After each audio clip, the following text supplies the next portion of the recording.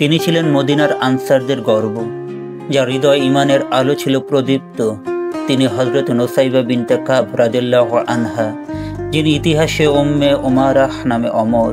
তিনি শুধু একজন সাহাবী ছিলেন না, ছিলেন হযরত রাসূলুল্লাহ সাল্লাল্লাহু আলাইহি ওয়াসাল্লামের ব্যক্তিগত ঢাল।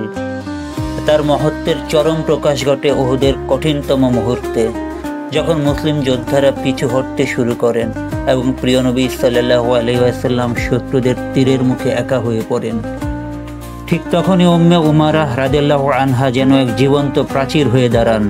আহতদের সেবা, পানি সরবরাহ এবং পানিপূর্ণ মশক ছুঁড়ে ফেলে দিয়ে হাতে তুলে নেন তরবারি।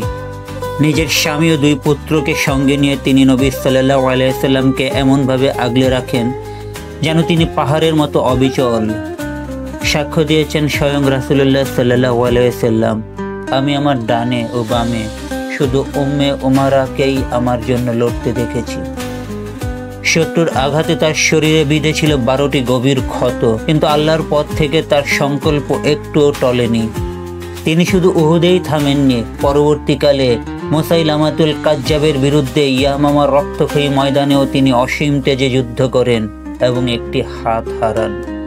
হযরত উম্মে উমারাহ রাদিয়াল্লাহু আনহা তার প্রতিটি আঘাত দিয়ে প্রমাণ করেছেন, ইমানের প্রতিরক্ষা কেবল পুরুষের দায়িত্ব নয়, এটি এক নারীর হৃদয়ের সর্বশ্রেষ্ঠ অঙ্গীকারও হতে পারে। তিনি আমাদের জন্য সাহসিকতা ও আত্মত্যাগের এক জ্বলন্ত অনুপ্রেরণা।